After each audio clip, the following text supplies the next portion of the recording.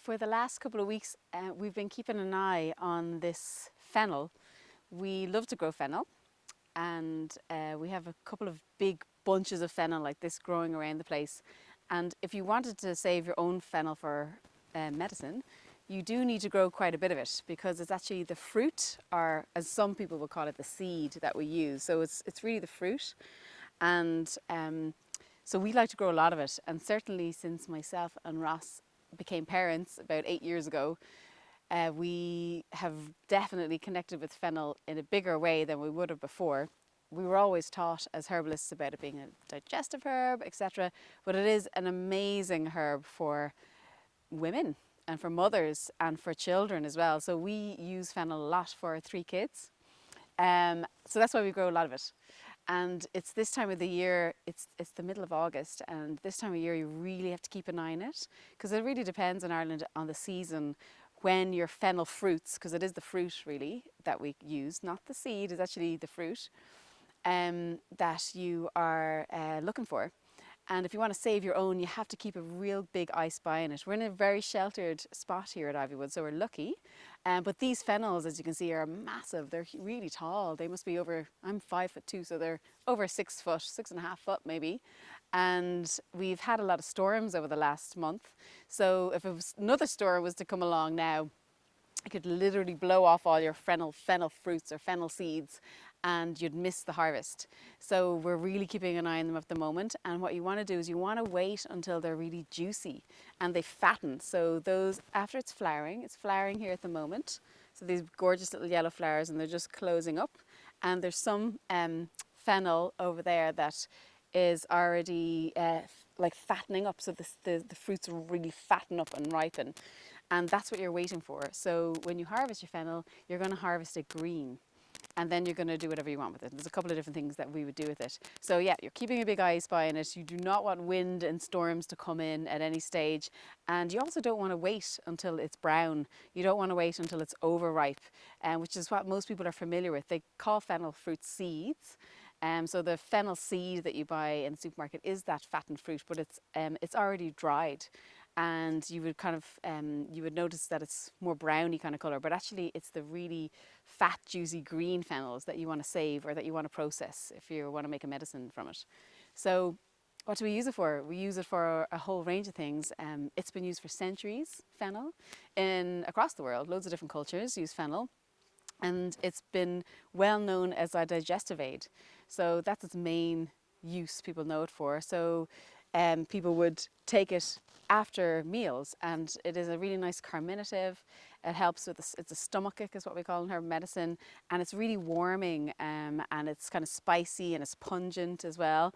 And warming is a really key. It's sweet as well, which is really nice. That's why kids love it. And the fact that it's warming and pungent is key to some of its uses, because what it does is it aids digestion. It aids the liver, and it aids the kidneys as well to detoxify, and it aids, promotes the flow of digestion. So if you have even constipation and things like that, it'll help as well. So what I would use fennel a lot for in clinic is a whole range of things, but in terms of digestion, I would use it for kind of dyspepsia or heartburn. So if you start with the upper digestion, you would use it for things like that, to settle that digestion. You would use it if there's stomach spasms. It's highly antispasmodic, and it's mostly the volatile oil, anethole being one, that gives it those properties. So it's highly anti-inflammatory, anti-spasmodic, and it reduces all those stomach cramps and stomach spasms. So even for things like gastritis, or even for when you would have issues with food poisoning and things like that, and you have those gripping kind of stomach pains, I would think of using it alongside other herbs. But certainly it's all those lower digestion as well. It acts on the smooth muscle of the digestive tract, so the lower digestive tract. So I would use it for things like colitis or IBS. And that would be whether it's IBS that comes with constipation or IBS that comes with diarrhea, either. And the warming aspect is really important there as well. Generally it stimulates digestion, but it can be used, as I said, with IBS where there is diarrhea as well. But it's that antispasmodic action and the anti-colic action that is so useful for it for kids as well. So with our kids, we've used fennel a good bit, just to help their tummies, if they have tummy ache, if they have tummy upset. And it's one of the things that we would always mix with catnip, which is, as you might know from some of my other posts and things like that, is one of my favourite things for kids. Catnip, our children are just raised on catnip. Maybe that's why they're so chilled out, they're so calm. But they love the catnip and they love fennel as well. So earlier on, I was actually just feeding our baby, Ivara, the baby who's 10 months old. I was just feeding her some fennel seeds and she was loving it. She was lapping them up. And for any baby that may have digestive issues or colic issues, certainly fennel is something you should definitely be getting into their food every day. Or if they have constipation, or yeah, if you want to just help their digestion, if you don't feel it's up to par. So those issues, but also for adults, as I said, for constipation, diarrhea, with the IBS and colitis and things like that. It's an amazing herb. It's such an amazing antispasmodic and carminative herb to bring that warmth in there and to relax the whole digestion. And it's well known for coughs and colds and things like that as well. Again, because it's warming. And generally you find that whether it's respiratory or whether it's digestion, once you warm up those areas, it really does bring healing and it really does allow things to move. So in Ireland, because it's so damp here, anything that's warming and pungent is really useful for us. So whether it's ginger or whatever you can use. And then as a nursing mother as well, so I'm still breastfeeding Ivara and I would take fennel regularly. I'm actually taking fennel in a formula at the moment, but not for nursing in particular. I'm taking it for liver cleansing because as many mothers would know, that your liver and your kidneys are under a lot of pressure in pregnancy and after pregnancy. And while you're breastfeeding too. So I really do like to take some liver herbs, gentle liver herbs, and fennel is really nice. It's really safe. It helps promote liver cleansing. So I actually do use it for patients in liver cleanses, again, because of the warming aspect. So I might use it for those patients with things like dandelion root or turmeric or milk thistle, or artichoke leaf, things like that. The fennel works really nice with as a liver cleanse. So if I'm doing a whole liver cleanse with somebody, fennel might be something I would use for them. But I'm taking it at the moment just for a little bit of liver support. And as a nursing mother as well, it's really, really useful. So to have fennel seed in the kitchen or in the garden is really nice, to literally just pick off your fennel seeds as they ripen and eat them. And they do promote milk flow. It's a galactagogue is what it's called. And I use it with herbs. Like I was picking a bunch of herbs the other day just to take regularly as a tea. And I like to steep teas for a long time. So you might steep it overnight or you might steep it for a couple of days and you keep it in the fridge, whatever you want to do. Steeping. And you can take it over the next number of days. So you might make a tea and take it over a week. And so I was mixing it with some of the herbs that were growing, like vervain and goat's rue and borage leaves and nettle leaf as well. Raspberry leaf is another one. And you can mix it as a nursing mother with other seedy things like caraway and cumin and coriander seed as well. And anise. So all those lovely kind of spicy herbs, they actually really do promote milk flow.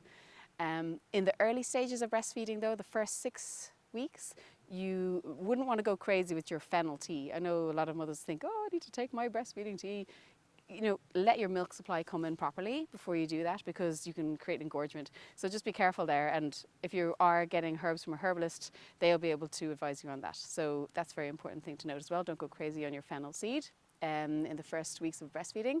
But it's a gorgeous herb. And as I said, the kids love it. So some of the things we'll be doing with it, this bunch of fennel, there's another big bunch of fennel over there, there's another bunch of fennel further away as well in another bed, and that we'll be keeping an eye on. What we'll be doing is we'll be taking these seed heads, it's obviously umbelliferae family, these lovely umbel seed heads.